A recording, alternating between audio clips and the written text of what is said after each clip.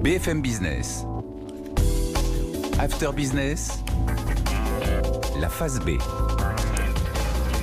Chaque soir dans After Business, on découvre la phase B d'un chef d'entreprise. Qu'est-ce qui lui donne envie d'entreprendre? Qu'est-ce qui le motive? Qu'est-ce qui l'inspire? Autant de questions que je vais poser ce soir à Reba Rehman. Bonsoir. Bonsoir. Vous êtes la fondatrice de 2 startups. La première en 2008, FredBay, plateforme qui met en lien les transporteurs routiers dont les camions roulent parfois à vide et des personnes qui veulent transporter des meubles à coût réduit. Et 8 ans plus tard, vous avez créé MyBoxMan, un service de transport assuré par des particuliers pour des petits colis sur des trajets interurbains. Pourtant, à l'origine, vous venez pas du tout de ce milieu de l'entrepreneuriat. Vous étiez prof d'anglais. Alors d'abord une question, comment on passe de la fonction publique à l'entrepreneuriat? C'est une bonne question. Ça s'est fait naturellement. Je n'ai... si j'avais à le décrire, ça s'est fait de façon tellement naturelle que je n'ai rien vu passer. Je suis partie d'un constat. Ce constat m'a fait réaliser qu'il y avait un réel marché, un réel besoin. Je me suis mise à travailler pour mettre en place en fait cette plateforme, donc FredBay. Et ça s'est fait naturellement. C'était au moment d'un déménagement personnel, je crois. Voilà, un déménagement personnel. Et vous vous êtes rendu compte? Je me suis rendu compte que c'est une tâche fastidieuse que de rechercher un déménageur. Les prix sont... on paye un transport d'un mobilier ou un déménagement le prix d'un bras, comme on dit. Alors qu'il y a quand même des camions à vide ou à moitié remplis en France et dans l'Europe.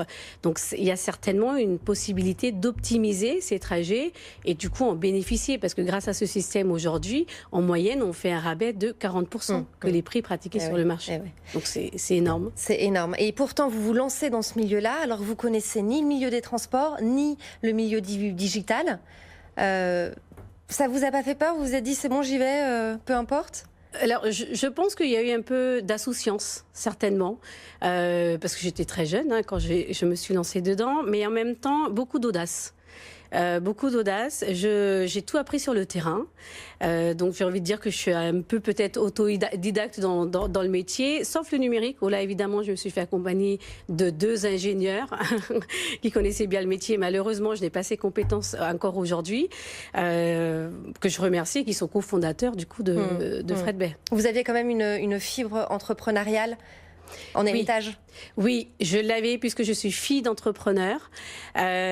Très jeune, mes parents, ma maman, quand elle me raconte mes histoires quand j'étais très jeune, à l'âge de 5 ans, moi par exemple, quand je jouais à la dinette, je m'ai joué avec de vrai argent. Quand ma maman me demandait de ramener un verre d'eau, je lui ramenais la petite facture à côté, alors que j'avais 5 ans. Vous aviez déjà le business dans le sang. Effectivement. Vous avez en clair dépoussiéré le secteur des transports, du déménagement. Comment ont réagi les professionnels quand vous êtes allés les voir et pour leur annoncer la sortie de votre plateforme? Alors là, j'ai dû essuyer beaucoup de blagues machistes, j'ai envie de dire. Le transport et le déménagement, c'est un monde très masculin, très conservateur. Ça a été très compliqué. C'est pour ça que je parle beaucoup d'audace et se dire que à ce moment-là, on se dit, je veux apprendre. Oui, je ne connais rien au métier, mais c'est vous qui allez m'apprendre. Et en même temps, vous allez m'apprendre, on va partager votre quotidien pour pouvoir trouver des solutions ensemble. C'était la démarche que moi j'ai eue auprès de ces entreprises. Et leur réaction? Au départ, beaucoup de comme je dis, blagues machistes, beaucoup de portes fermées au nez, beaucoup de personnes qui m'ont dit vous êtes bien sympathique, bien aimable, mais en tant qu'assistante, en tant que ma secrétaire de mon entreprise. Donc ça n'a pas été simple, mais j'ai persévéré. Et aujourd'hui, on en a 8000 sur la plateforme. Et après un tel succès, vous avez créé une autre start-up dans l'économie collaborative. C'était il y a 3 ans, MyBoxMan, c'est ça? Absolument. Alors j'ai toujours opté pour des noms internationaux du coup. FredBay, pareil. MyBoxMan, pareil, qui veut dire finalement mon livreur en anglais. Donc c'est une solution de livraison, une application technologique de livraison du dernier kilomètre de petits colis en B2B2C. Donc nous avons aujourd'hui des clients comme Monoprix, comme beaucoup de fleuristes. On a travaillé aussi avec Carrefour pour la solution Merci Voisin et Franprix, etc. Plein d'autres. L'idée, en fait, est partie encore une fois d'un constat. On s'est rendu compte que la plupart des trajets qui sont effectués dans les villes sont effectués pour des trajets au quotidien. Par exemple, maison de travail ou pour les maisons, écoles, les étudiants, etc. Et à ce moment-là, 80% des coffres des voitures sont inutilisés. Les trajets effectués à pied, en vélo sont...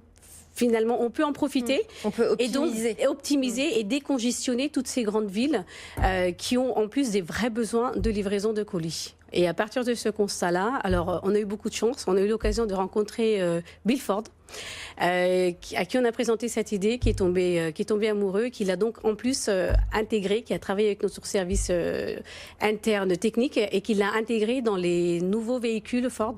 Donc à partir de son dashboard, on peut avoir sur son itinéraire tracé toutes les optimisations possibles lors d'un trajet classique quotidien et faire donc des livraisons. C'est quoi les recettes du succès selon vous ? Les recettes du succès, le bonheur. Pour moi, c'est le bonheur. C'est de se dire que ce qu'on fait au quotidien, on se lève tous les matins, on a le sourire, vraiment la vraie banane, et y aller parce qu'on est heureux de faire ce qu'on fait. Pour moi, c'est le succès. Alors, en ce moment, vous êtes depuis quelque temps engagé en faveur de l'entrepreneuriat au féminin. Pourquoi c'est important pour vous ? Alors c'est important parce que je n'ai pas eu j'ai pas eu cette éducation de me dire que il faut différencier les femmes avec les hommes, ou tel métier est fait pour les femmes ou pas pour les hommes, etc. Je n'ai pas eu cette éducation-là.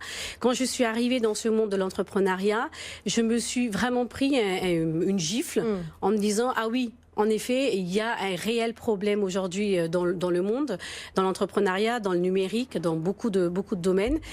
Et ça m'a encouragée de me dire qu'il y a quand même beaucoup de personnes aujourd'hui qui ont le courage, qui prennent le courage à deux mains et qui se lancent dans ce milieu. L'idée, c'est de les mettre en avant.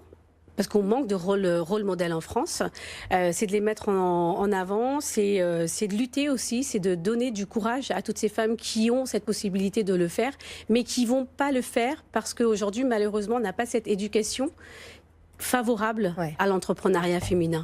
Autre challenge pour terminer, vous faites partie de la délégation française du G20 des jeunes entrepreneurs. En quoi ça consiste ?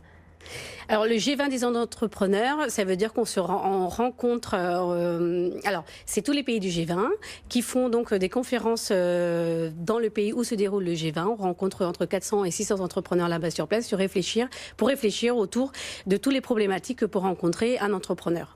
En gros, c'est vraiment d'apporter des solutions pour améliorer, pour faciliter les échanges au niveau international.